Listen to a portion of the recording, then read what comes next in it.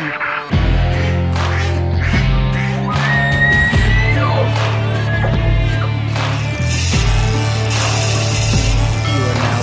to the Outdoor Drive Podcast. All right, welcome back to the Outdoor Drive Podcast. This is episode 193. We're creeping on that 200. I cannot wait, actually, for that in 200. But this is your boy, East Coast Trev, and as always, my good buddy, Mr. Madman Mardick.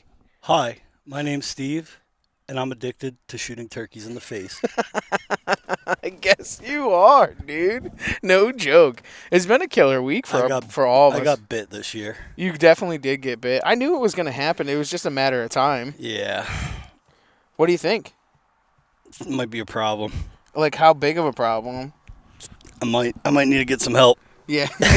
Well, good thing it only lasts a very short period of time, but yeah, I'm already making plans to make it last longer next year. I know. We were already talking about doing the Mass, Connecticut, Rhode Island, and then if we can bang them out there, then potentially I'm scheming Georgia early season. You think so? Yeah. You're going to get on a plane? It's gonna yeah.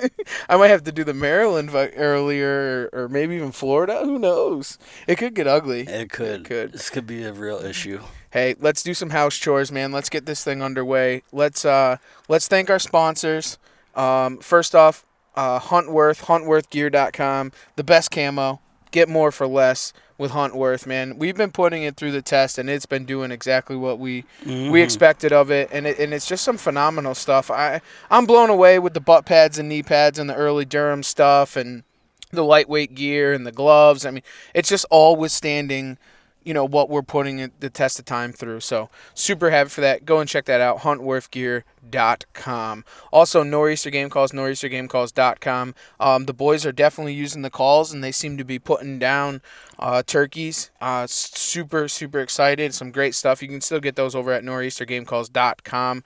And last but not least, Bowhunters United, bowhuntersunited.com. Guys, get on over there or click in the link below here on the podcast and sign yourself up for Bowhunters United, because they are the advocates for the bow hunting community, and they also sponsor News for Your Cruise. So what do you think? Let's break it on over to Mr. Mike Salter. Let's get this thing underway, because we have a lot of information, and it's going to be jam-packed with nothing but big gobblers hitting the ground. So here you go, Mike.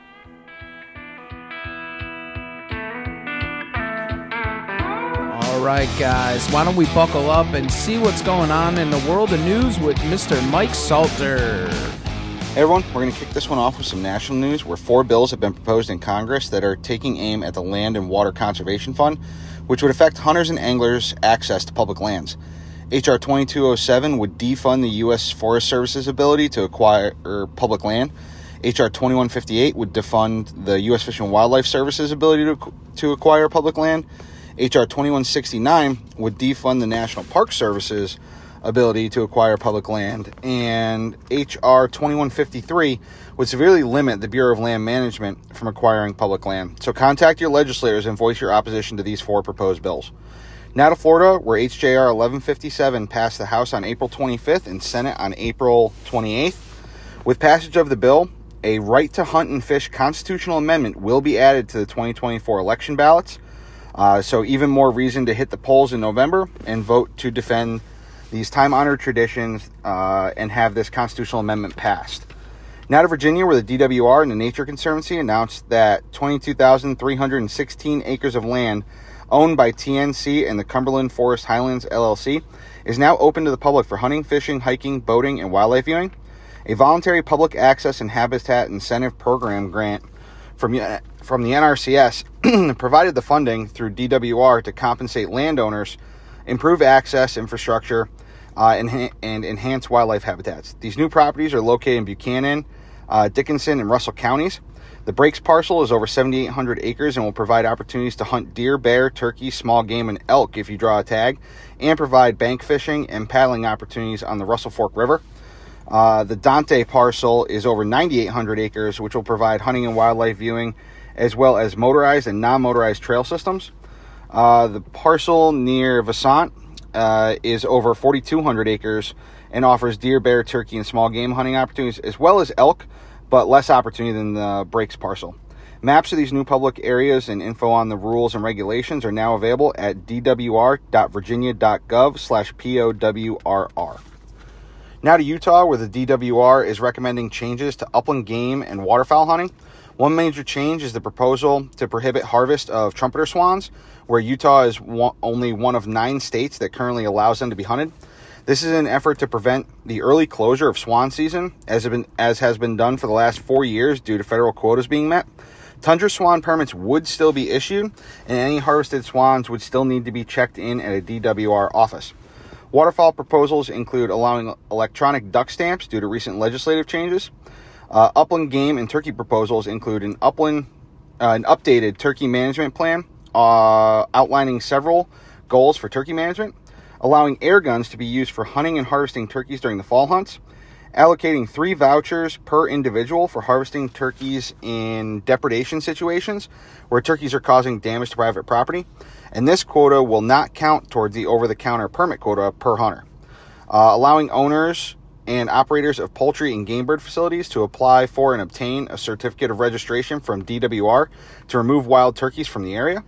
Prohibiting robotic decoys, night vision devices, and drones in upland game and turkey hunting. Allowing 3 turkey hunting permits, 2 beardless and 1 either sex, to be allocated to an individual hunter during the fall turkey hunts. And prohibiting dog training near sage grouse and sharp-tailed grouse breeding sites from March 15th to May 31st. There are several other rules and proposals which all can be found at DWR's website. DWR is seeking the public's feedback online and at public meetings, which can be attended virtually or in person, and can be found at DWR's website as well. Now to Michigan, where Kids Fishing Day is returning to Delta County for its 30-year anniversary. The event will be held on Saturday, June 10th at the DNR's Pocket Park on the Upper Peninsula State Fairgrounds in Escanaba. Registration will be held from 12 to 1:30, and the event will run until 3 p.m. This is open to all youth 16 and under, and the first 300 kids will receive a goodie bag. There will also be family activities, including bluegill fishing, minnow races, face painting, free food, and raffle prizes. Smokey the Bear will also make an appearance, and DNR staff will have animal furs on display. Lastly, to Montana, and all of you looking for an idea for Mother's Day, Montana is celebrating Mother's Day with free fishing. Fishing licenses will not be required all weekend on the 13th and 14th, so get mama and the kids out there for some free fishing. Also, please don't forget to sign up for Bowhunters United using the Outdoor Drives affiliate link in the episode description. Sign up to take action and protect and expand your bow hunting rights. As always, if you have any news to send along to me, it'd be greatly appreciated. Reach out to me at Mike Salter on Facebook or beard_bowhunter21 on Instagram. With that, enjoy the rest of your ride. All right. Thank you, Bowhunters United, for that one. And also, thank you, Mr. Mike Salter, for some incredible news this week. And we look forward to hearing what else is going on as the season starts to progressively grow forward. So, what's up, man? What up, brother? I know, dude. It's been a good little turkey season. We had a little break here. It's got cooled off. We're getting, dude, this morning when I left the house to go fishing, it was 37 degrees. I can't believe it. Oh, that's right. Hey, you got a killer's corner, don't you? Yeah, I can't forget that. All right. Let's bring that out real quick before we get carried away here. We got Greg Andrews' nephew's first turkey. David Cook tagged out in Maine. He's always killing shit. Mm-hmm. That dude's just a flat-out killer. Our buddy Adam Hart had a tough couple days chasing turkeys, but he grinded it out and got it done. Jeff Malaria and his buddy Michael had themselves a day with 2 turkeys. Our good friends Alexandra Fagan and Ryan Fagan beat the weather and doubled up. John Fellon, I know that's not how you're supposed to say his name, but that's how I like to say it because I think it's funny. He got a beautiful bird as usual. He's always producing. And Jason Carelli, 25-pound New Hampshire gobbler. Ooh, that's a good bird. Yeah. Super good bird. Congratulations to all you guys. And there's been a mix of really good birds getting killed. Oh, one more thing real quick. What's that? Reminder, registration for Tri-State Skin Divers and Tri-State Leaderboard Tournament are now open at www.tristateskindivers.com the entire month of May. You can contact them with any questions at tristateskindivers@gmail.com. Awesome, dude. That's absolutely awesome. I feel like that was like one of those little promos at the end of the commercial. I know you're rattling it. Anyways, check those guys out. They're good friends of ours, and they're doing a good thing over there. Some superly big birds, dude. I know Captain Seth had shot a 4-beard here in Connecticut. Yeah, you just I've told never me even that. seen I thought you said 5. 4. 4. 4, maybe 5. I don't know. I Whatever. can't count, dude. What do Yeah. you mean? I don't know. But yeah, 4 beards. So I called him today to congratulate him. It was kind of funny. So I call him up. I was like, oh, Seth, congratulations. He was out fishing on the boat. And I says, nice bird. He's like, yeah, dude, it was so cool, man. Blah, blah, blah. And he's telling me the story. I was like, bro, do you realize what you shot? And he's like, what do you mean?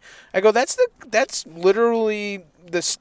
That's like shooting a booner. Like, that's a 180. Like, that's no joke. Like, and I was like, how big's the smallest beard? And he was like 4 inches. And I was like, dude, you probably have 25 inches of beard. Like, insanely. Like, that's just super cool, dude. Over 1.5 inch spur. I'm sorry. Over 1.25 inch spurs. So it's a big bird. NWTF, man, that would definitely be a book bird. Right. Whatever that is. But super cool, dude. So, yeah. And we were actually, before the podcast, we were talking about, because, last week was a phenomenal week for us too, and shooting some good birds, and you were talking about how, like, one of the birds that you shot was bigger than the other, and you were showing me the spurs and stuff and the legs. The thickness of the legs. I know. I couldn't get over that. Oh, before we get too crazy, Justin Barnes knocked down a great bird today. Him and a good buddy of his on film, so that film will be in the pile of films that we have to come on our YouTube page. If you guys haven't checked it out, get on over there to the Outdoor Drive on YouTube. The boys are starting to put one up. Last night at 6 p.m., the first video went up, and that was Seth and Lou's opener for Massachusetts. So that is up and over there, so you guys can go and give that stuff a watch. We'll promote it around, and then slowly but surely we'll have more coming as the weeks go on and editing the film. But we're still trying to kill. I didn't put Justin in the Killer's Corner because you know the rules. You got to post it on the group if you want to get in Killer's Corner. So sorry, Justin. You know the rules, bud. Nobody gets special treatment. I mean, he did get special treatment, I guess, because we did shout him out. But no, let's give him a little season update with us before we break into having Lane on and everything else. We're doing the whole truck thing again. We met over here at another piece of public land and just going to watch the field as the sun starts to set, and we're going to talk about the podcast. So you guys will hear some background noise and wind and whatever else. We're more or less sitting on the tailgate kind of watching a field. Like a Tales from the Tailgate? Yeah, like a Tales from the Tailgate. I mean, it's what we do, so we might as well record it up, right? So, but no, so last week, let's kick it off. So let's leave off on Thursday. It's funny, though, that we're talking about this because being a turkey killing addict now, because the first step is to admit you have a problem. Yeah. I've gone through withdrawals because it feels like it's been a while since I killed a bird, but I forget between the two of us, we killed 4 birds since the last podcast. We have, too. So, where'd we leave off? Wednesday night was when we recorded. So Thursday morning, I wasn't able to roost Wednesday night because you were going after Mitchell Longfeather. Right. So, but we were recording that night, so I didn't get to roost. So what I did Thursday morning was I slipped in. I had a game plan for if he had roosted where he had been roosting. Right. I got in there, set up. Gobbling time started. Where does he gobble? Way out on that far hill where the bird was that we killed opening day. So as soon as he gobbled, I got up. There's no sense in me sitting where I was. I just packed up my stuff, headed down the hill, sat pretty much the same spot we sat opening day, but maybe 20 yards farther so I could kind of see into that bottom a little bit better. And he did the same thing. He just sat up on that hill and danced around and gobbled and gobbled and gobbled. And I've got to go to work. So I kept calling to him periodically. He'd respond. And it got to be that point. It was probably like 6:30. And he gobbled still far away. So I made the decision right then. I'm going to pull the plug on this hunt right now because if he starts to come now, I don't think I have enough time to work him, get him killed, and get to the truck and get to work. So I bailed at 6:30, went to work at 7:38. My mother-in-law texted me, hey, your turkey's gobbling over there in that spot. And I'm like, are you kidding me? So he did end up coming up out of that bottom just an hour after I had left. So that was Thursday. Thursday night after work, I went over to roost. He's back in the good spot on the other side of the ditch where I wanted him to be. So I went in Friday morning, like 4:45, set up, same tree I had set up Thursday morning. Mm-hmm. But now I know he's there because I roosted him Thursday night. And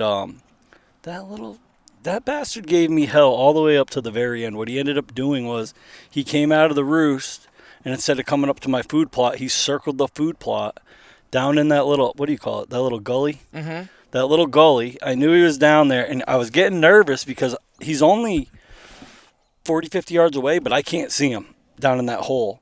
And I know he can pop up to the left, and I know he can pop up to the right, and I know he can't really pop up in the middle because it's just a straight cliff face. So I was getting nervous where he was going to pop up. So I hit the call. He responded.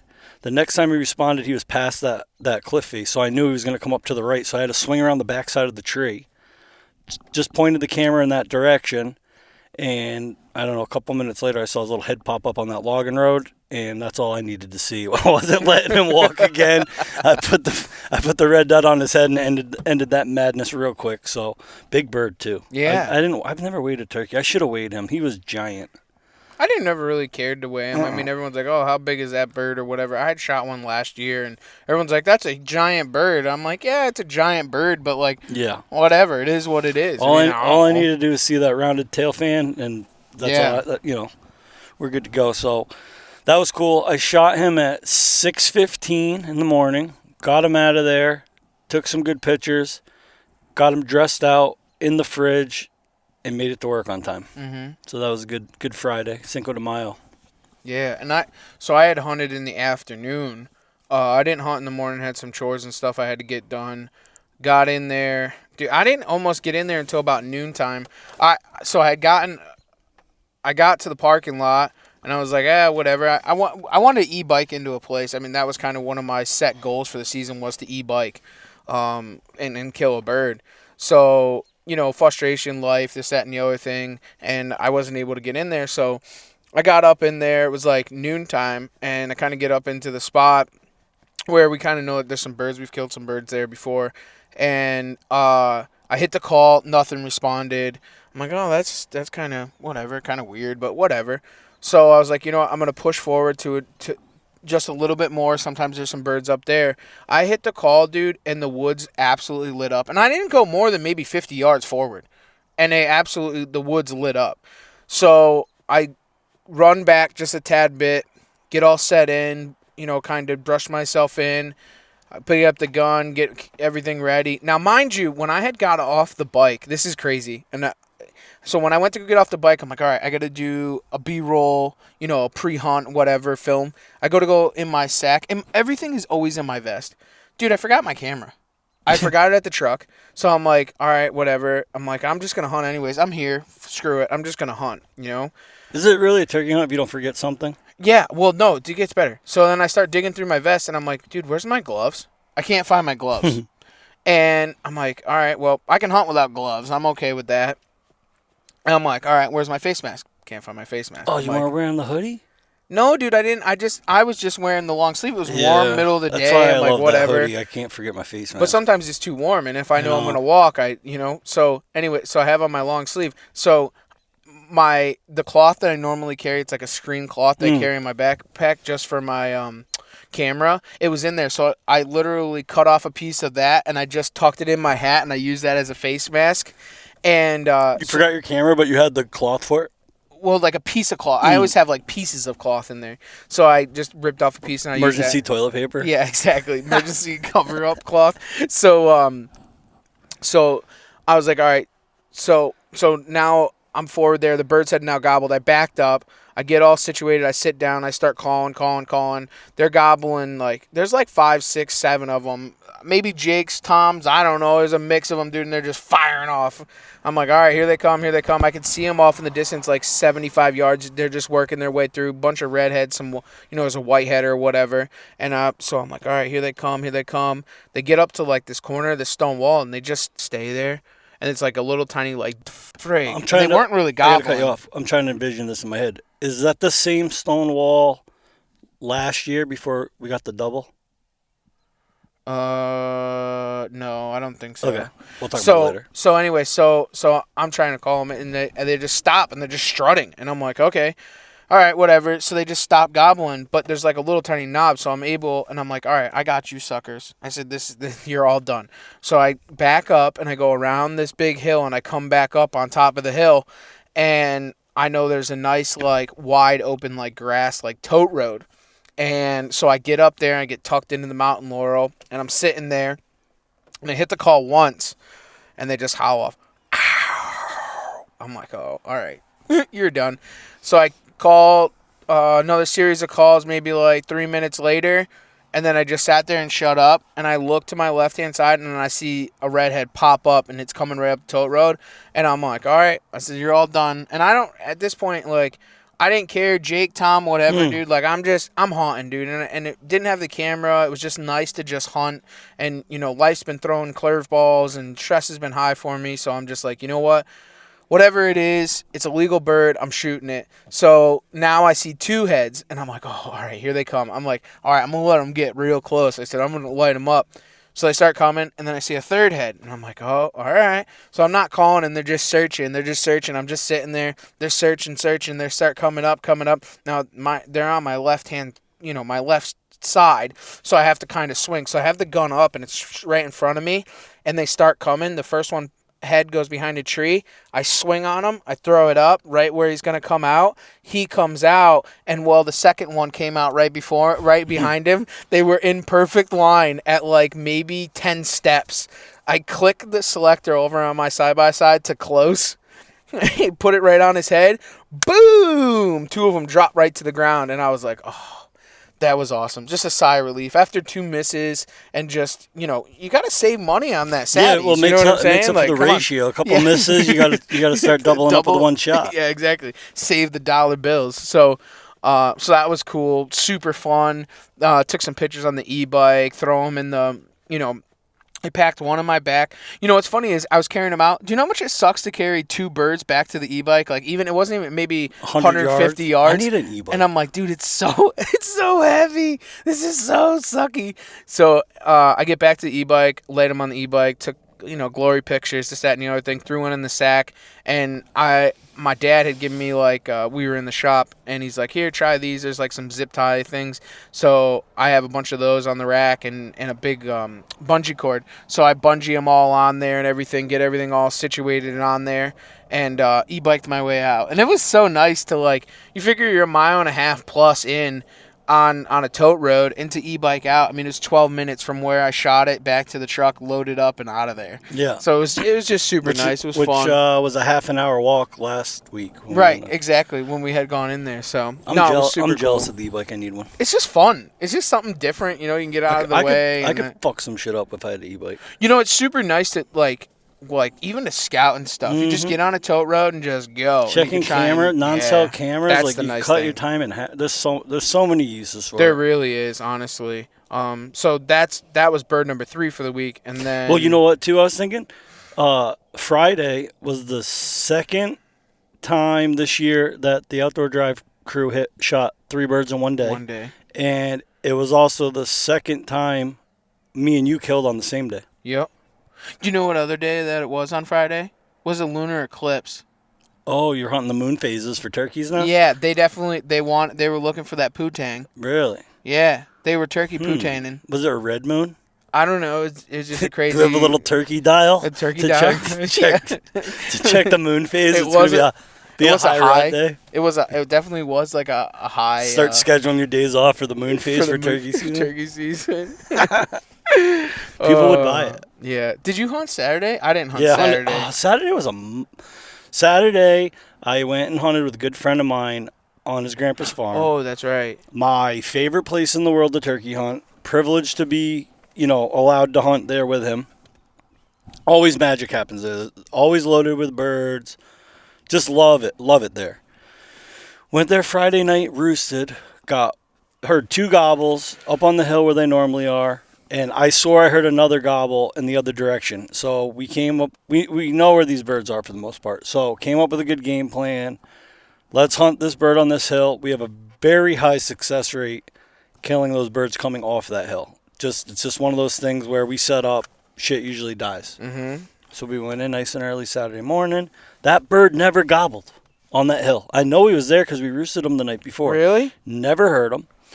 The other bird was hammering off behind us, so it got to that point where, I don't know, 5:30 maybe? Yeah. By then you should hear something, right? So I said, dude, let's get out of here. Let's turn around. Let's go back. Let's go make a move on that other bird because he won't shut up.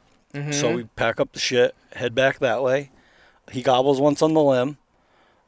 He's like kind of in a corner. He's in the timber in the corner of a field. So we turned around, went back into the one main field, and there's like a cliff face there. We went around the cliff face into that side field, and my buddy's in front of me. I'm following him. I got the this Jake goes flying by, right by us, Come all on. 300 yards down the field to the other way. That was because of us. If it was because of us, it was flying towards us before. Very bizarre.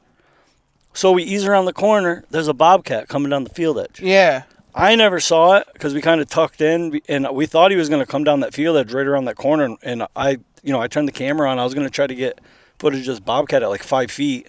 Never saw him. He disappeared. So we figured that bobcat must have spooked that Jake. Yeah.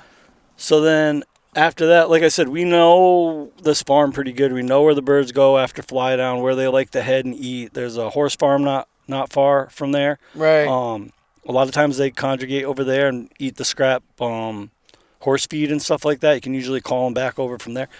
Dude, the rest of the day, I told Maddie, I said, we're sliding into the DMs and they're leaving us on red. Yeah. I could not strike a bird. And I know there's birds there. Do you think that it was just because there's like predators in the area that caused that Dude, problem? we did hear some awesome, I have it on film. We heard some awesome coyote vocals too right there at like 5:20. I don't know, dude, but it was just like everywhere we went, I would just cut and run, and it's like nothing. I'm like, dude, they're leaving me on red. They won't even hit me back. Really? So that was frustrating, Mm-hmm. especially there of all places, you know? Right. So he had to go. He could only hunt till like 9. His son had a baseball game at 10. I went home. It was a little earlier than that. I got home probably like 9:30. Kicked my boots off. Made the fatal mistake to kick back in the recliner. Rip jumped up in my lap, and I fell asleep at 9:30 in the morning. And I didn't wake up until 3 in the afternoon. That's how tired I was. That's sick. So I was a little disappointed because Saturday was a nice day and I felt bad sleeping it away. But, dude, I've been pushing it so hard lately. Mm-hmm. Like, I obviously needed it. So I woke up 3 o'clock in the afternoon Saturday, and I had some big plans for Sunday. A good friend of mine, actually, I wouldn't even say good friend, a guy that I had met up on a piece of public 2 years ago that we kind of, talked a little bit, exchanged numbers, and we always stay in touch with hunting updates and stuff like that. He had hit me up, I don't know, middle to end of last week, and asked me if I had any interest in hunting birds in Rhode Island. And I said, yeah, absolutely. I had every intention to do it. I was actually going to buy my Rhode Island license for last Sunday, but it was a washout, so I never bought it. He's like, well, I want to go Sunday if you want to come with me. And I was like, dude, I have every intention to go. I never made it up there to scout or roost birds or anything. So he had some spots picked out, shared some pins with me, which was awesome for me because I got a guide. I don't have to worry about nothing, Right. He knows where we're going. He knows the lay of the land. He knows where the bird should be. I'm like, all I got to do is show up and hopefully shoot something. So I'm like, sweet. Well, Saturday hits me up. Unfortunately, he couldn't go Sunday. And I'm like, I got to go. I already bought my license. I got to go. So I think it was like 5:45 Saturday afternoon. I jumped in the truck, drove up to the area I planned on hunting, and I didn't even get out of the truck. I didn't roost or scout anything. All I really did was run some of those public land roads and get a little idea of the lay of the land. You know how it is when you get in some of those state forests on the dirt roads, and then you'll hit like a closed gate? Yeah. Yep. Well, I did hit one of those, so it was kind of good to drive around and understand, like, hey, there's a lock gate here, and you know how I am with hunt stand, dude. I'll drop a pin on the lock gate, so I know where there's gates. Went around that gate, figured out some parking spots, went back home. He had dropped me a couple pins where he thought there was birds were, and I'm sure there's birds there, but to me they just seemed too close to the main roads, for that stage of the season. So I found a spot not far from there, a little bit farther back, had all the stuff that I kind of try to look for to find turkeys on public land that aren't too pressured. So anyway, so Saturday night, I go to my buddy's house to watch a UFC fight. I'm not tired. I got 6 hours of sleep that day. That's a full night's sleep for me, if not more. So I get home from his house at 1:30 in the morning. There's really no sense in going to sleep now, right? Right. So I went home, packed all my stuff up, made some coffee. I ended up leaving my house at 3 a.m., headed for Rhode Island. Got up in there, got to the spot I wanted to park, backed in. It was like, I don't know, 10 of 4. I'm just sitting in the truck, looking at Hunt Stand again, going over my last-minute game plan, and I was thinking about heading in at 4:30, but then I realized, because I figured it was similar to where we call the walk. Yeah. I started looking at Hunt Stand, and I'm like, man, that's a lot farther. Like, it's definitely farther than that 1.3-mile walk. And then I see lights coming down the road, and it was a four-wheeler at like 5:04 in the morning. A four-wheeler drove by me. And I couldn't tell if he was a turkey hunter or what. Like, I was trying to look, but it was so dark. The only lights were from the headlights on the four-wheeler. So I'm like, you know what, screw it, I'm heading in now. So I grabbed my stuff. I left the truck at 4 in the morning. Start heading down this road. It's a road, a dirt road. Like, you could drive a truck down it, but it's gated off. And I'm looking at Hunt Stand, and there's like a network of trails leading back to where I wanted to go. So I was constantly checking Hunt Stand because there's turns and splits in the trail, and I'm paying attention to where I'm going. And once I got off that road, it turned into like a well-maintained foot trail. Mm-hmm. So there's no four-wheelers using it, and it's well-maintained. It didn't look like it was getting a lot of activity. So I followed it all the way back in there. Got back there. It was like just before 5 o'clock. I found a good spot to just, because I haven't scouted this. I don't even know if there's birds around. So I just found a good spot to sit there, hit the owl call, nothing. It was a little after 5, and I hear some birds gobbling. But I couldn't figure out what direction they were coming from because it was like echoing into this bottom. So I just started moving in that direction down the trail and finally figured out these birds were gobbling on private. There's an ag field, and they're across the ag field, the other side of the ag field. So I start, I got room to move because those birds are far enough away. I start creeping in closer. And then I hear this hen yelping in the corner of the field. And then I started thinking, I'm like, dude, I think that's another hunter. Because it was just consistent, the same yelp, yelp, yelp, yelp, yelp.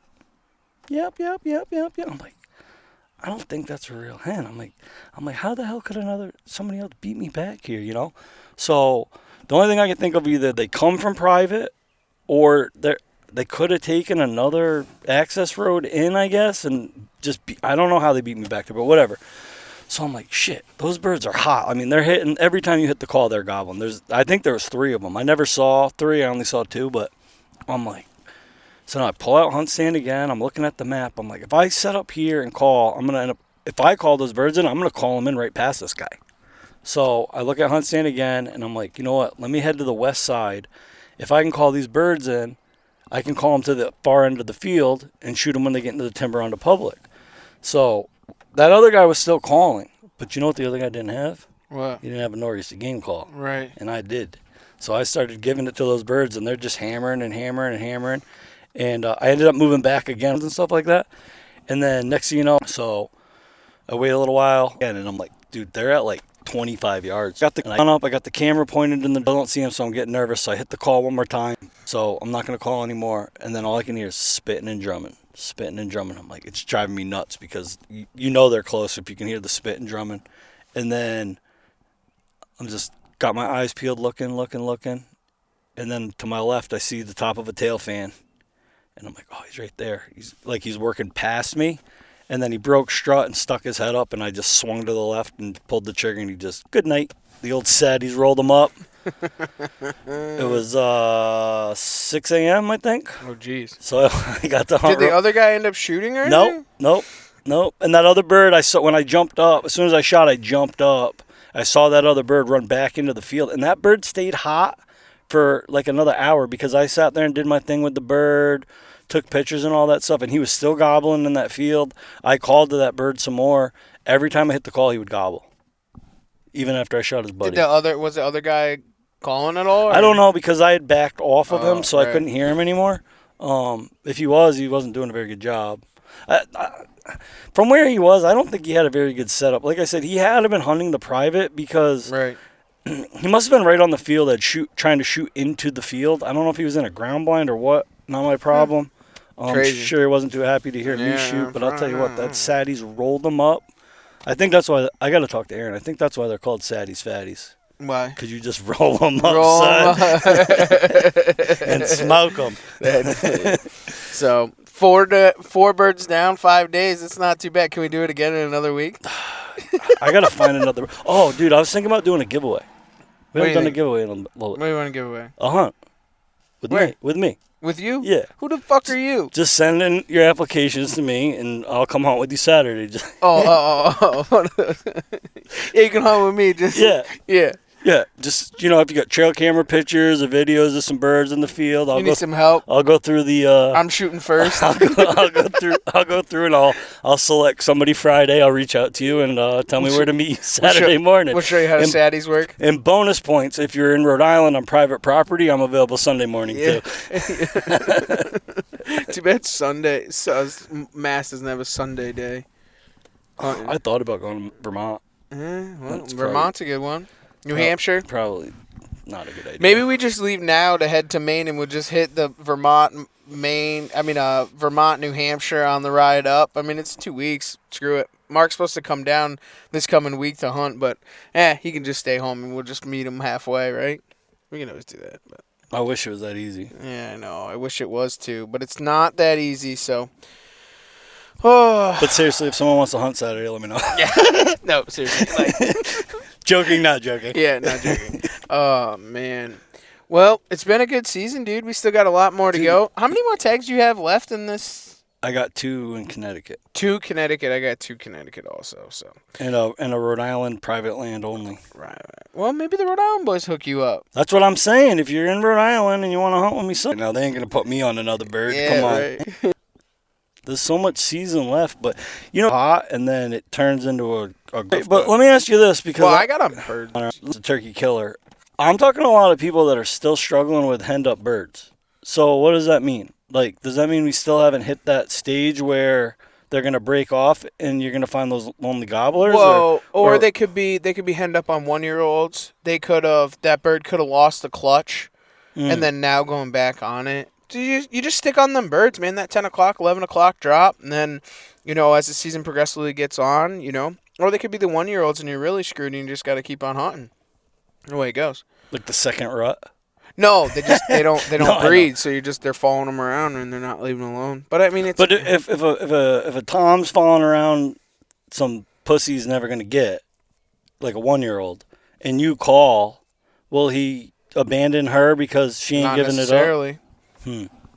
Not necessarily. You heard how sexy I sound when I call though? I mean, I think I can do it. Yeah. I mean, dude, I got on 3 or 4 birds the other day, day before yesterday. And they just wouldn't break. They just sat there. But I got something for them. Don't you worry about that. You want me to come call for you? It was like 1 o'clock. I'll call for you. Yeah. No, I got something for them. I tuned up the Hera on the old crossbow. And we're gonna put the old rocks to them tomorrow morning, Friday morning. The old sideways bow. The old sideways bow. We're gonna pull it out. That was the first thing I ever shot with an arrow in Connecticut turkey. Was, ooh, did someone just stick its head up? It's a crow. I was the first place that the first thing I ever shot turkey with an arrow with in the state of Connecticut was with a crossbow. So. You know how I feel about crossbows when it comes to deer hunting. Oh yeah, but when it comes to turkeys, I'm all about it because I look at it like it's a lesser weapon. It's not a shotgun. Well, this is my thing. If you're talking bow hunting for deer and crossbow hunting with deer, it's not a lesser weapon. It's an advantage. But when it comes to shotgunning a turkey or crossbow hunting a turkey, it's a lesser weapon to me. So I think it's badass. Well, my thing is, with the vertical, and I hunt with a vertical bow for turkeys. I've killed plenty of turkeys with the vertical bow. But like with the crossbow, the nice thing is I can just sit at the base of a tree like a gun. Exactly. And I don't have to, dude, it's a pain. Yeah. It's some areas that I'm hunting are tough with the vertical bow. I mean, it makes it really hard. But it is what it is. No, I like it. Yeah. Well, let's see what happens for the rest of the week, but let's get on our buddy Lane. Let's get this thing underway. I'm going to call this week, which kind of sucks, but probably save some turkeys' lives. Maybe. They're thankful. All right. Well, let's get our buddy Lane on the phone. What do you think, man? Sounds good. I can't wait. All right. All right, we're back on the phone with our good homie, Lane Housner. What's up, buddy? What's up, bud? How you guys doing? Good. You back home? Yeah, I'm back home right now. I've been home since, I believe, Sunday. You believe? Do you know what the day of week it is right now? Yeah, it's Wednesday. I called in sick today. Honestly, just went out. A little sick of work after 2 days, you know what I mean? But I would be too, honestly, dude. You've been absolutely crushing it this I year. thought you just called work a side hustle, anyways. oh man, I've been, buddy. I've been. Well, for those who don't know who you are, man, let's turn this key, bro. Why don't you tell everybody who you are, where you're from, and a little bit about what you do? Yeah, so I've been on here a couple times, but Lane Housner, I run in the President's YouTube channel from Lancaster, Pennsylvania, and yeah, I like to kill stuff pretty much. That's it, dude. That's He's a killer. That's why we like you. That's Lane is like our surfing hunter. We call him. He just kind of rides the waves through the hunting season, just dude. Chasing the waves, baby. Just chasing the waves. We love Lane, dude. Just going wherever the wind takes him. That's it.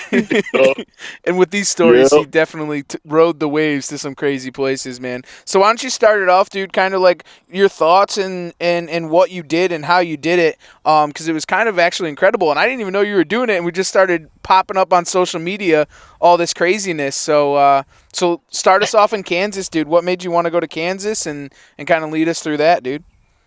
Yeah, so like flashback to like pretty much February this year, my brother joined the Army. So he left for boot camp at Fort Sill in Oklahoma. And his graduation date, I guess, was like May 5th or something like that. So pretty much, he wrote me a couple letters. And I was like, you know what? If I don't go out, I'm going to feel like a dick. So I was like, straight up, I have to go. So, I made it work. And I was like, you know what? Screw it. I'm going to take off a little bit early and hunt, you know what I mean? I mean, instead of just taking like 2 days driving out there and then driving right back and going right back to work, I was like, might as well try to enjoy it. So I was like, I'm going to go to Oklahoma. I never killed a Rio. And then I started looking at licenses, and it was like, I believe it was like right around $180. And I was looking on the map, and I was like, you know what? I already have my Kansas hunt license, and I know I can probably kill a bird in Kansas. So I was like, why don't I start in Kansas? All I got to do is get like a $60 tag, and I'm good. You know what I mean? And then see what happens. I mean, if it takes me all week and I'll kill one bird, sweet, But if I can go down to Oklahoma, awesome, man. So I went out there, and I was intending to like turkey hunt and deer scout, but basically I left Saturday morning at like 4 or 5 a.m., drove all day. I got out there about 11 p.m., slept in my truck, and I didn't have any time to roost or, locate any birds. So I was just like going back to a piece that I deer hunted, and I seen a ton of birds on. So that was kind of my starting point, right? So I woke up that morning, Sunday morning. As I'm walking out, I kind of woke up a little bit late. I think I was like, 4:45, 5. I walked like maybe 40 yards from my truck, and I was originally going to go in the very back of the piece, right? Because that's where I deer hunted. That's where I seen all the turkeys. And I was like, that's just going to be my starting point. I think any bird going to be roosted is going to be in the back there. I was 40 yards from the truck, all of a sudden to my right, bah, bah, bah, and that bird's just hammering. There's probably at least like 3, 4 of them, that I can hear at this point. And I was like, dude, all right, I'm not going to the back. I'm going right over here. So I basically peeled off this field, and there's a huge creek that kind of separates these two fields. And I mean, it's not like a creek back east where you can like just walk through it with like knee-high boots, you know what I mean? Like it is straight up and down, like 20-foot, cliffs pretty much going into this creek bottom, and the creek's deep. So I found a little spot I could cross. It took me probably like 30 minutes till I figured out how I could cross this thing, right? So I crossed it, and then by that time I was already breaking light. So I was like, I got to set up. So I just got to the closest spot I had covered, which was like probably 100, 150 yards away from where I thought these birds were roosted. But I had my hen decoy out. I was like, you know what? There might be a chance. And I see two birds, pitch out of the tree. They're sitting there all strutted up. It's the two gobblers, or it's like two of the gobblers, And I meant, man, they're hammering. I meant everything, dude. I meant it was wicked. I got it all on video. And then I see a hen pitch out, and like they are not coming in one bit. Like they would answer me, but like they had no interest in my call whatsoever. I mean, why would you when you have a real hen right there, So that hen kind of took them out into the middle of the field. They followed. I meant hammering the entire time, all stirred up. It was like unbelievable to see, man. I loved it. Just sitting there watching turkeys, pretty much. Like you can't beat it. And they went probably like 15 to 20 yards past this dead tree, and the whole time I was thinking, dude, if I could have been in that dead tree, I would have killed a bird. Like 100%, I would have killed a bird. So they do their thing, probably an hour, hour and a half, maybe 2 hours. And then they start working back right into the woods where they came. Boom, they go back in the woods. I'm like, all right, now is my shot. I got to make a move right this second. So run out, grab my decoy real quick. And I basically use that creek bottom and walk like around the field on the outside. I mean, my feet got a little wet, you know.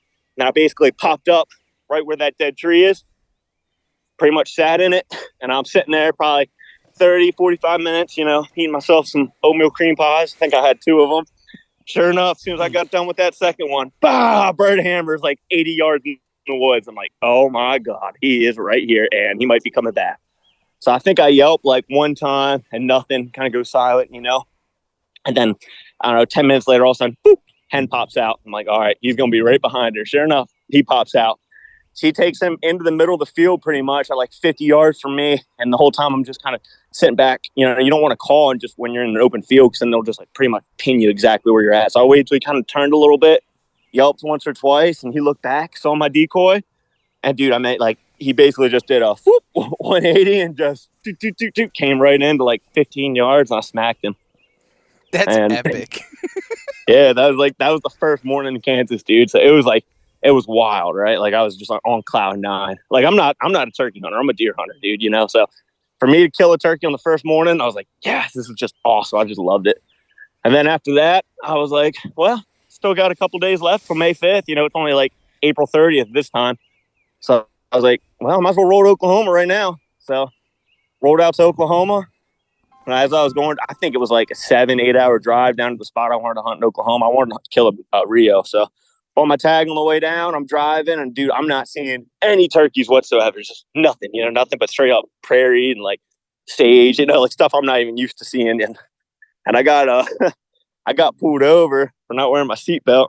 Cop was sitting on the other side of the road, freaking passed him, spun around. He comes up, you know, and I'm just kind of, you know, everything's good. Like talked to him for a little bit. He ain't a turkey hunter, but I was just like, where would you go if you were trying to get into birds? And he's like, well, the more west you go, he's like, the less trees you're gonna get. So like I would say probably right here is your best bet for turkey. And I was in the center of the state. Where I wanted to go was probably still 150, 200 miles away, you know? So that kind of made me like a little, I was just like, oh man, I don't know what to think. It might take me a whole week at this point. So I go and just, you know, start spinning around, hitting public, driving all around, trying to find anything I can. And actually right at last light, I was driving, and off to my left, like 30 yards into this public piece, I see like what stands out to me, like it looked like a bird. And I was like, what the heck? I kind of did a double take. So I'm throwing reverse, back up a little bit, throwing my binos. Sure enough, here's a bird just like 30 yards off the road, roosted. And I was like, no way. And it's it looked like a tom, you know what I mean? I just saw the red head. I didn't see any beard. And he was kind of getting nervous. So I just kind of got out of there. But at least I had like a game plan for the morning, right? So passed out, woke up the next morning, slid in there. And I mean, I set up right. I mean, I was probably 40 yards from him out of the tree. It was so cool, man. I got up top there. It was cool, man. And then I pitched down. I didn't really want to kill a Jake, to be honest with you. So I kind of let him. I wasn't hearing anything else. I was like, I'm going to keep just hitting the 2 dudes from Arkansas. I was going back into a public piece. And there's trucks sitting there, you know. So I talked to them. And they're going in. So I'm like, all right, got all ticked off, you know, left. And then I went down, got gas. And as I was coming back, like gas out there is just like real scarce, right? So you got to drive like 20, 30 miles to even get a gas station. So as I'm driving back, these Arkansas dudes passed me, right? And I'm like, oh my God. I was like, these dudes, like, and like where they were going was a spot that I already seen birds on. So I was like, oh man, if they see those birds in there, they're going to be like all over that piece, right?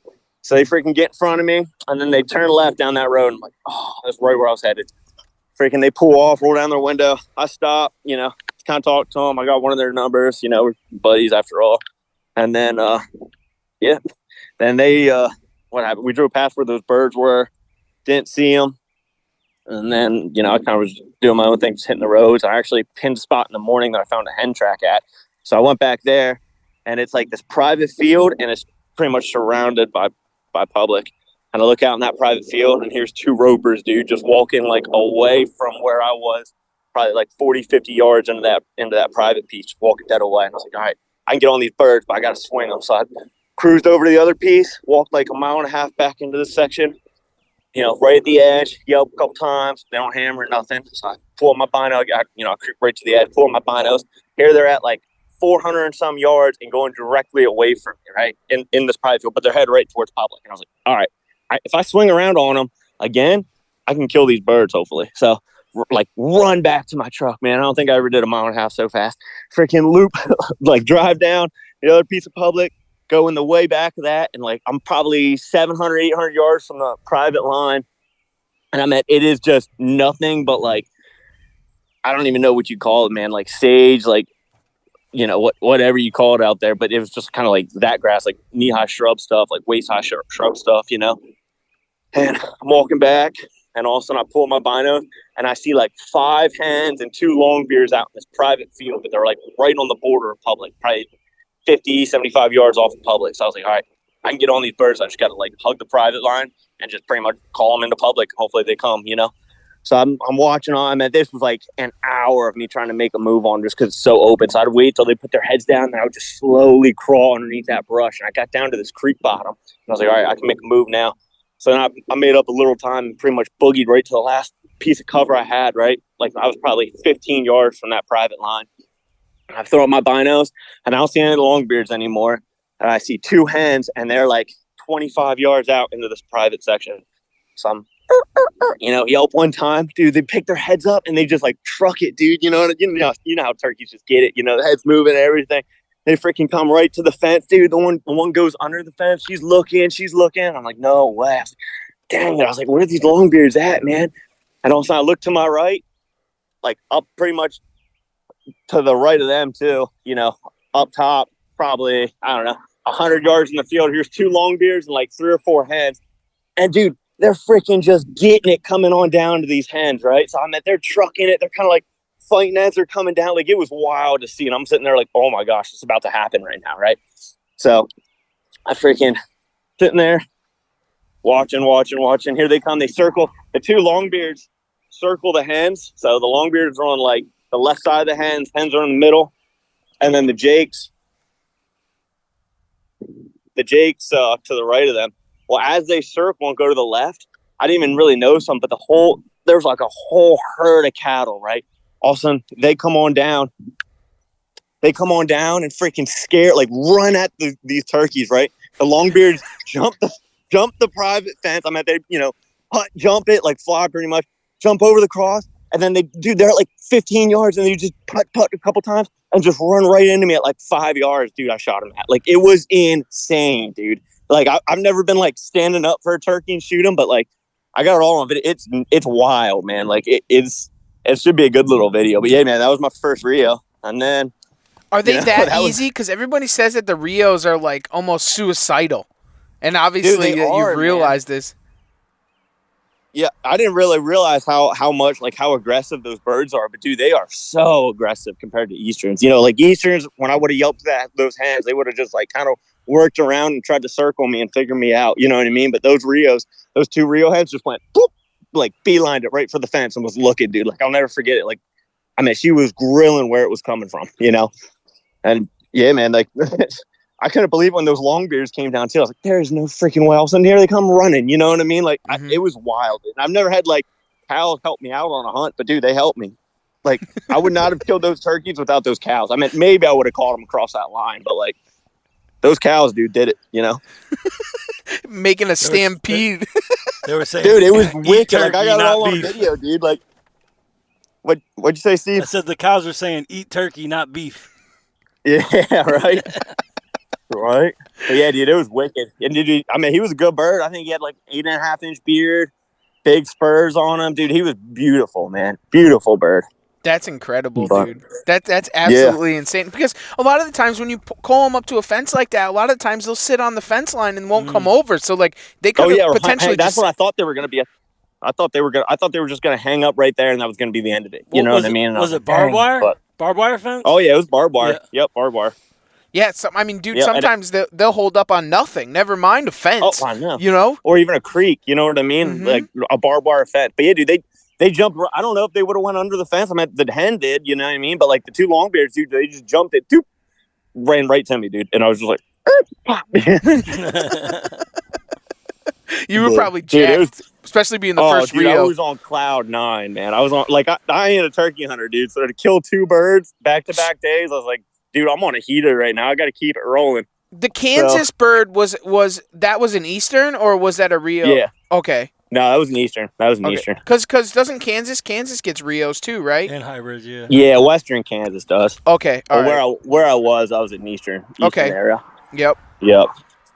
But yeah, then after I killed that Oklahoma bird, those Arkansas boys hit me up. I texted them a picture. They're like, "Yo, come back and celebrate with us." So I went back, hung out with them till probably 11:30, and they were like, "Yo, you want to film us the next morning, or what are you doing?" And I was like, "Yeah, sure." And I started thinking about it. I was like, you know what, man? I'm on like a 2-day heater. I might as well keep this thing going.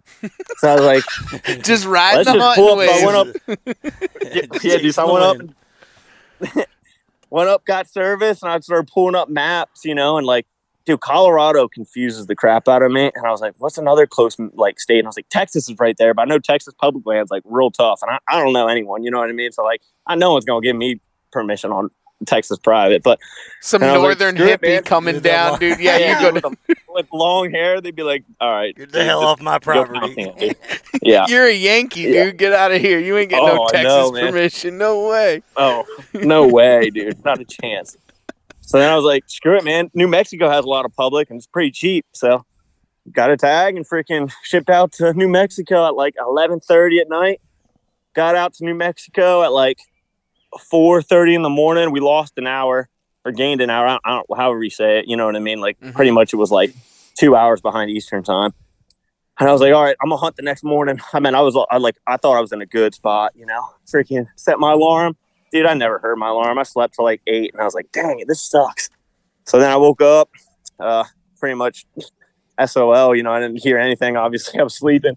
Right. So I was like, well, I'm just going to pound pavement and just freaking try to locate some birds. So dude, I spent like pretty much the entire morning and, afternoon just driving around. And dude, New Mexico is so cool, dude. Like there's a lot of public and there's a lot of public that's like just nothing, but there's a lot of public that's like awesome. I mean, I was seeing elk, antelope, muleys, found a couple bear tracks, saw some whitetails. Like, dude, I was seeing like everything. Like the amount of elk I was seeing was unreal, dude. Unreal.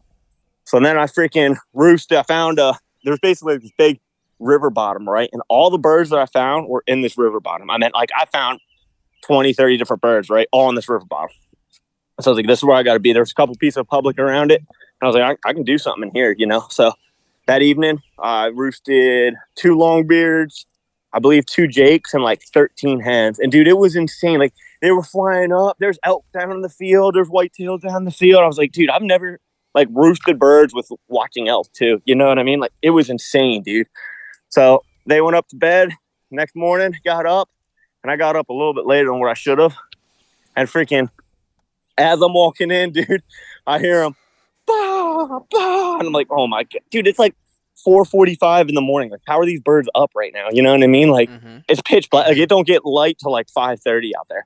So I was like, dang. So I ran down to where I wanted to be, and all of a sudden, like, as I was getting closer, I hear them, yelping, everything. I'm like, dude, that sounds like they're on the ground. Well, sure enough, I get to the spot, look up, dude, they're like 150 yards away, pitching down in this field. I'm like, no freaking way, dude. Like, any Eastern, if I would have done that, dude, they would have been out of there in a heartbeat, dude. These Merriams just kind of worked around me. I mean, like, he wasn't gobbling to any of my calls or nothing. I mean, why would you when you got 13 hens, But they, like, pretty much did a big circle around me and then came down into the field, like, 150 yards away from where I was. And, dude, they just hung out there till, like, 8:30 in the morning. They went – it was kind of cool. They all, like, kind of branched off differently, went down, got a drink of water in the creek, came back, There's one strutter. I didn't see that other Tom. I don't know what happened to him.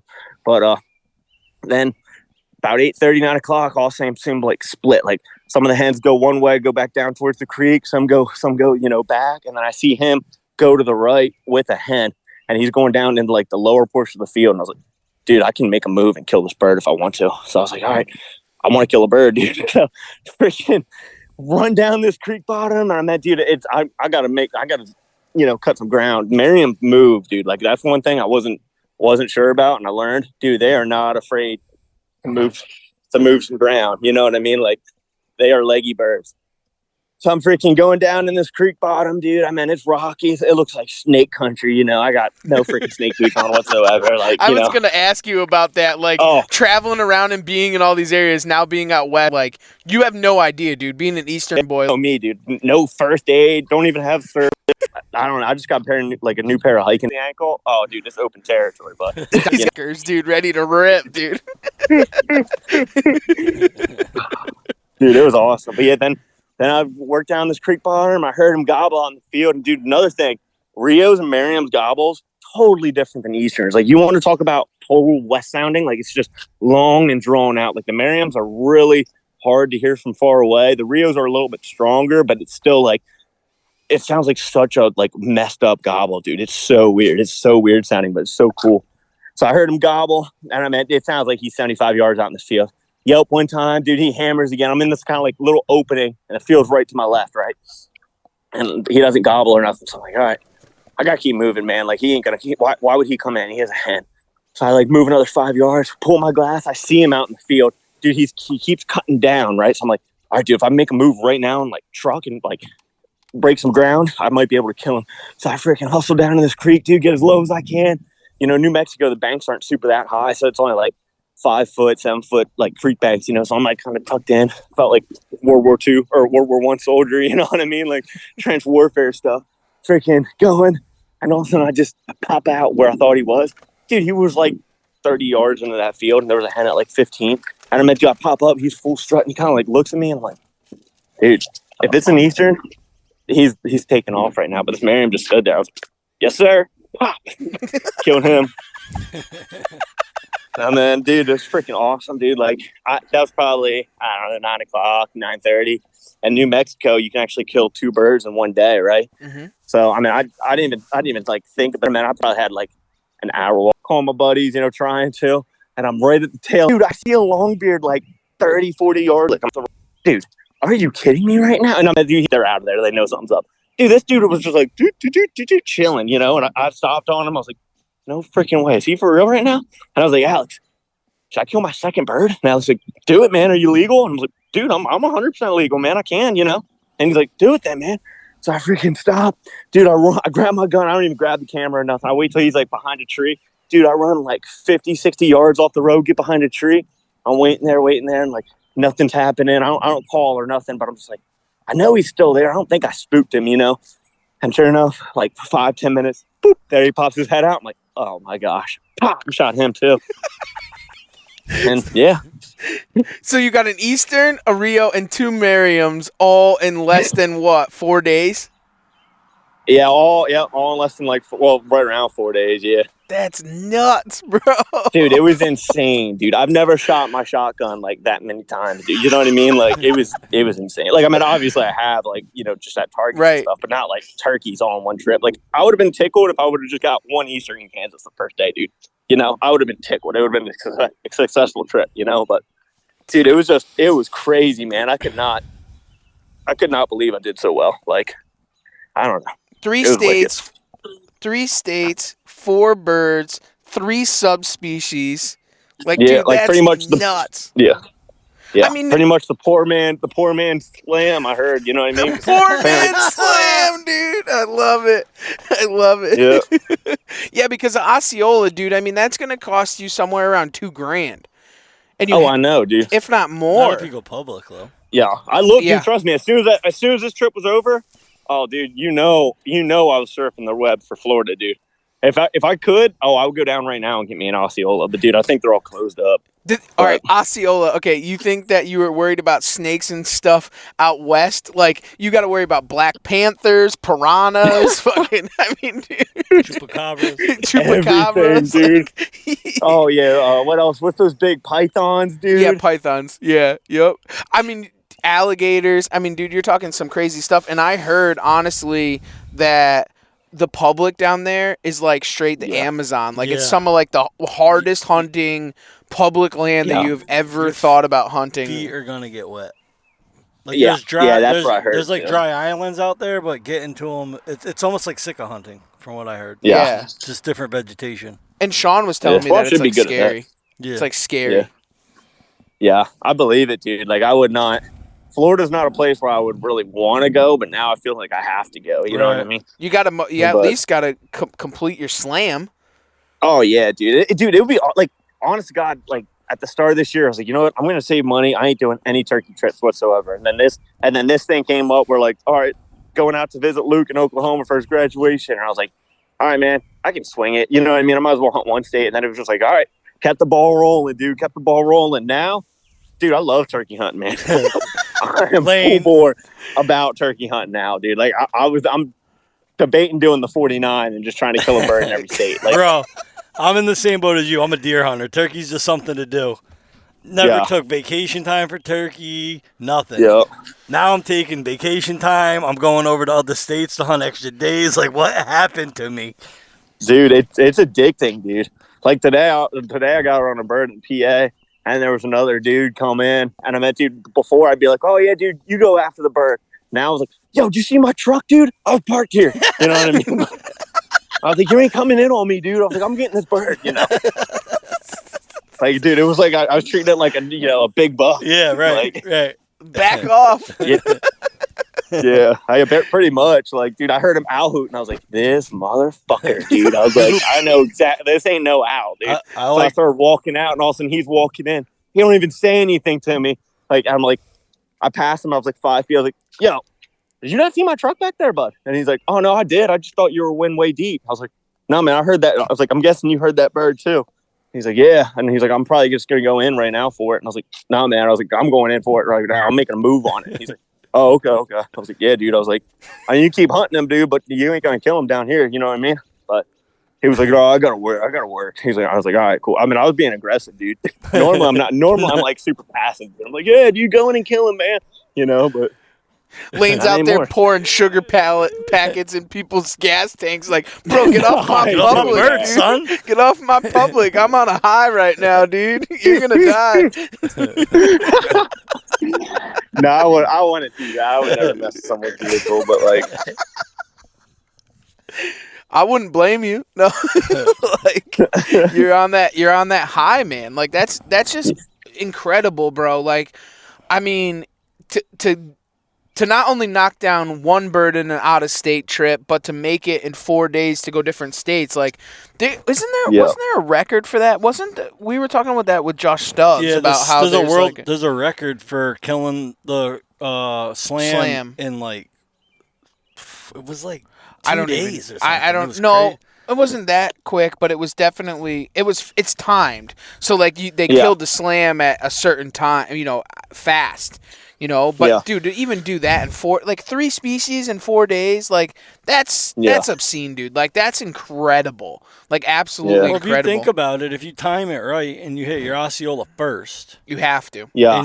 And your other states are open by then. You could kill an Osceola, get on a plane, fly to Kansas, and do exactly what you did, and you could literally get your slam in a matter of 72 hours. Yeah. Yeah. Pretty much. I mean, the cards would have to align. You'd have to probably be on some nice private. You know what I mean? But like, I don't know. Like for public to do it, that'd be a stretch. But dude, it'd be still doable. I mean, heck, look at me, Kansas, Oklahoma, New Mexico. Like what? Like, I don't know. It wasn't 48 hours, but it was like 72 hours, something like that, or maybe a little bit more than 72. I don't freaking know. I'm not good at math. So now that you've hunted Easterns, Merriams, and Rios, what do you think is the easiest and what do you think is the hardest? I thought Merriams were going to be a little bit more challenging. I mean, I didn't really get to see them work with a call or anything like that. It was pretty much just spot and stalking. But like, dude, if you're coming from the east, we're dealing with all the pressure, and you go out there, dude, it's a walk in the park, man. It's a walk in the park. You know what I mean? Like, you're not hunting pressure anymore. You're hunting birds. So like, I would probably say for me the easiest ones were probably Merriam's, then that Eastern, and then that Rio, just because of how much work I had to do for that Rio. But yeah, that's probably what I would say. But overall, I mean, I've heard that like Rios are the easiest. You know what I mean? Just because how call aggressive they are. Mm-hmm. But yeah, that's what I would say. That's awesome, dude. That's just I'm blown away, honestly, with that many birds in such a short period of time. Like that's acidine, bro. That's absolutely a non-turkey hunter too. Dude, I'm still on cloud nine. Like I'm like, Dude, it's nuts. But hey, man, I mean, like, I got my butt kicked today by that Eastern. You know what I mean? So like, I ain't no special turkey hunter, dude. You know, like I still haven't. I've just got freaking a blind squirrel finds a nut every now and then. You know? Like, Yeah, but in all honesty, I mean, dude, there's guys that get their asses handed to them on Easterns all the time, and that are turkey hunters. You know what I'm saying? Like, dude, you're a turkey hunter, dude. You just killed the poor man's slam. What do you mean, bro? You're a turkey hunter. Like, I don't understand. Like, I don't know where you're getting that from, to be honest. Yeah, I get, dude. I feel like it's just the killer's mentality, dude. Just like knowing that, like, I could have sat back and just waited and just called him, like, well, I hope, you know what I mean. But the entire time, and on every single one of them birds, I was just like, no, if I want to kill them, dude, I got to get in their bubble and I got to make a move. You know what I mean? Like, I think killing birds, like, you gotta get yourself in the position to kill a bird. Don't just like wait on them. It's, you know, kind of my new philosophy now. I think sometimes like diehard turkey hunters fall into a trap of how you're supposed to kill turkeys, and I just don't give a shit. Something clicks in my head, and I just figure out a way to do it. Like on that second Merriam, you were on the backside of the tree. Yeah. Yep. I do that all the time. You never see anyone do that. Everyone's sitting with their back to a tree, dude, all the time. If I'm running and gunning, I'll set up right on the backside of the tree, right on my knees, and have the tree in front of me. That's not the way you're supposed to kill turkeys, but it fucking works. You know? Oh yeah. Yep. Or even like popping up over a creek bank and just, you know what I mean? Like, shoot, I'm like, I feel like an actual turkey hunter, they wouldn't do that. They would have just like set up and be like, all right, I'm calling this bird. If I don't call him, I ain't killing. You know what I mean? But like, I don't know, man. At some point, you just gotta kill. Killer's gonna kill. I mean, that's the killer's gonna kill mentality, dude. That's what it is. Sir. I mean, it doesn't. No matter what it takes, as long as it's dead, it's dead. You know, like who cares how you did it? I say it all the time, Lane. I ain't a turkey hunter. 100%. So let me ask you this: with all your travel, like terrain-wise, vegetation-wise, scouting, and you're going into these states. Pretty you go like where you can expect to find birds, or what are you looking for when you pop into a new state you've never been to? Trees, man. Trees. That's like the number one thing, and water. You know, you got to think about it. Oklahoma, dry. New Mexico, dry. What's going to be like, you know, how I said before, like I was finding all these birds in a river bottom.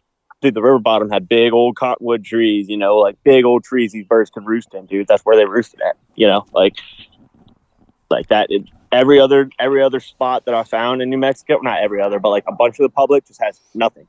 You know what I mean? It's like, why would a bird be in there? I'm not going to that's what I pretty much did that first day is I spun around and I was like, all right, there might be birds in here. I might as well check. You know what I mean? I would check. I wouldn't even get out of my car and be like, dude, there's no birds here. Like, I'm not spending my time getting out, walking the whole way into this piece, calling. That's going to take up 4 or 5 hours, dude. I'd rather just spin around, be effective and just or efficient and just find birds and try to capitalize on them birds that I'm seeing. You know what I mean? Yeah, the ones that are visible, the visible birds. Yep. Yeah, the visible birds and the ones that are like, you know, doing what they're supposed to be doing pretty much. Not doing what they're supposed to be doing, but that I can find. You know what I mean? Like, I don't know. That's like, you ever hear of the Bayside Legion? Those dudes like Derek Anderson and like Bont Stanley. Dude, those dudes are turkey killers, man. Bont's already completed his 49. I think Derek's at like 46 right now. I think he killed in Ohio yesterday. But like, I asked Derek, I was like, dude, when I was scouting Oklahoma, I was like, how do you do in Oklahoma? He's like, dude, just like, he told me kind of not a general like location, but like, he was like, you know, kind of the western part if you want to target a Rio. And I was like, all right, sweet, sounds good. And he's like, and I was like, what would you do? And he's like, just, dude, be efficient. You know what I mean? Like, spin around, find birds, and hunt them. You know, don't spend time where there's no birds. And I was like, that's kind of interesting, you know? So that was kind of my philosophy going into it. I meant New Mexico was hard because I didn't have any of the maps downloaded or nothing. So I basically, you know, got as much service as I could, loaded the map, and was like, all right, everything's dry out here, and there's like a couple spots where it looks mountainous and like green on the map, right? I was like, those green sections where I need to be targeting. So I basically went to the closest green section that I could find and started there, dude. And that's where I found birds. You know, it took me a little bit of driving. Like, I definitely put way more miles on my truck than what I was anticipating. I was only anticipating like, I don't know, 2,000, maybe 3,000 miles. Dude, I think I'm up over like 5,500. That's wild. You know what I think I put that on my truck staying home. Did you learn anything out west that you can apply it back home in Pennsylvania for Easterns? For Easterns, I was gonna say like binos, like always carrying binos because that really helped me with that Merriam and even the Rio. You know what I mean? Like without binos, dude, I'd have been a lost little puppy out there. But like, today when I was in the woods, dude, it's so leaped up, dude. Binos ain't gonna do you any good. Like, yeah, I got them in my truck. If I see a long beard in the field, I can glass them. But like, I don't know, just being aggressive pretty much is what I would take away from the biggest thing. You know what I mean? Like we talked about earlier, just putting yourself in positions to kill, not just relying on, all right, I'm gonna sit here and call, Mm-hmm. So move in on them. Don't wait for them. Yeah, be aggressive, dude. You bump them, so what? You know what I mean? Like it's just a turkey, dude. You can always find another one, pretty much. Well, not even that, but like it's like a buck in the rut. What are you gonna do in the buck in the rut, dude? You get in that bedding ground and you hunt them hard. You know what I'm saying? And it's virtually the same thing with turkeys. They're in their rut, man. You could, even if you bump that turkey, you can go up 300-400 yards, circle around them, and potentially call them back into you. So what are you really gonna lose at that 100%. point? You know what I'm saying? Yep. Like, kind of like what you did on the Rio. You know what I'm saying? Just get around them and kill them. If they're not gonna do what they want to do, then make them do what you want them to do. I guess. Yep. That's just nuts. 100%. Yeah. Do you have anything else planned for the rest of your turkey season? Not really. To be honest with you, like, not really. He's like, I completed the world. What else you want from me, bro? Like, now I was going into this like turkey season like off deer season, and now it's like I'm mounted, so I guess saving money is kind of out of question. Ways to like kind of hunt, not even try to get down to Maryland and knock out another one in Maryland, and then that would be like, I think state 7 or 8 for me. You know what I mean? So I got like a pretty good start. And that Maryland is not an easy state to kill a turkey. Oh, trust me, bud. I know. That's why I shot at Jake there. Yeah, hey, Jake still count as birds, right? Yeah. But I mean, if you're going to do it, you might as well long beard them. You know what I'm saying? I mean, what are you going to do? So you got the Merriam mounted? Yeah. Yep. Beautiful bird, right? Oh, dude, gorgeous bird, dude. And the second one I killed was a big one. Like, I mean, he had good hooks on him, so like, that's the one I got mounted. Is if with the Rios, Merriams, do they have big spurs being in that rocky country, or? The Merriams aren't supposed to, but the one I killed was, the second one I killed had pretty big spurs. The first one I killed was like little nubbies, like how I was anticipating the Merriam to be. But the Rio had pretty good spurs, and that Eastern had, obviously had good spurs. Right. But yeah, supposedly, like the beards on the Merriams are like less big and less bulky. They're kind of like more stringy, not as long, and then the hooks like they're pretty much just nubs. You know what I mean? Mm-hmm. And then I also found out that like a Merriam ain't really classified. You always think a Merriam is like, all right, it has to have white tips, right? Well, dude, it's really just locational for the area. Like the one I got mounted, he's like mainly white, but he also has a little bit of brown in him. And you know who Tanner Burns is? He's the taxidermist at Full Draw Taxidermy. He actually completed his 49. He was like the youngest dude to do it.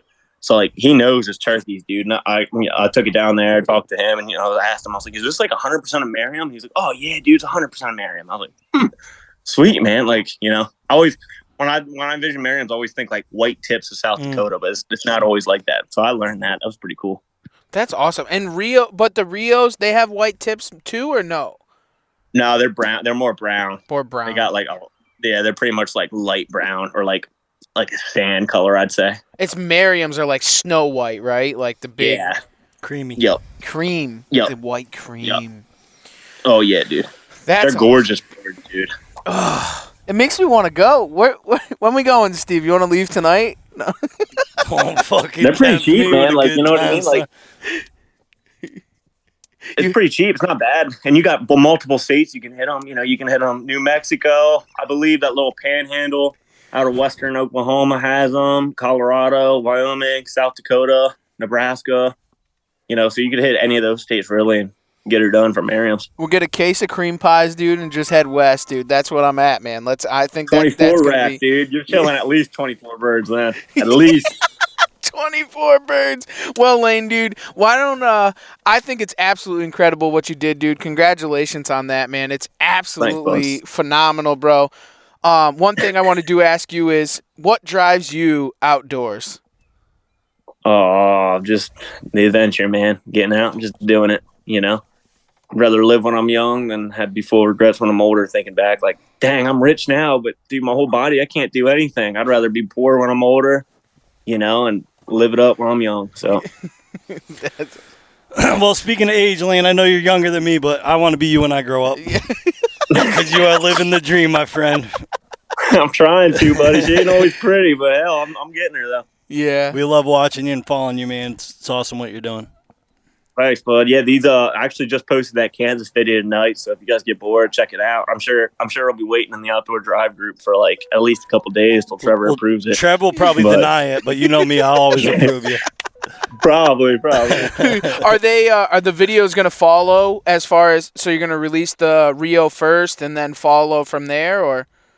I released the Kansas one first and the Rio, then the Merriam, but I thought I was going to get it done like a lot sooner, but I'm just kind of now starting the Rio one. You know what I mean? It takes time. Like I thought for sure the Kansas I was only going to spend like 2-3 hours on. Dude, it ended up taking like 13-14 hours to edit this video, like, yeah. But your videos are absolute fire, man.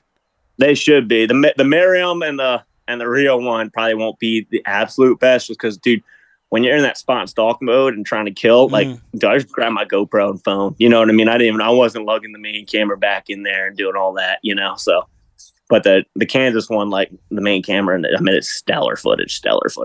That's awesome, man. Dude, self-filming turkey's hard. Dude, it's hard. Way harder than deer.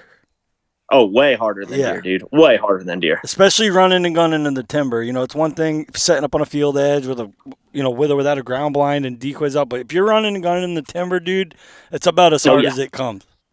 Oh yeah, yeah, dude. It's like you're at a total disadvantage.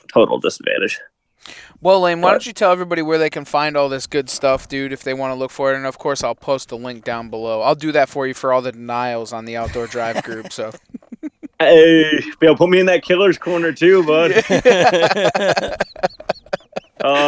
So if you go on Instagram, In Their Presence Hunt is our account, or, my personal one's Lane Housner.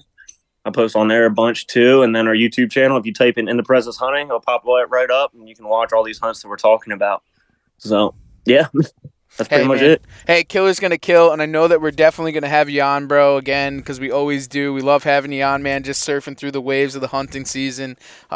Lane, we appreciate everything you do, bro. Love the adventures. Love what you got going on, man. And for everyone else, thanks for taking the ride right here on the Outdoor Drive.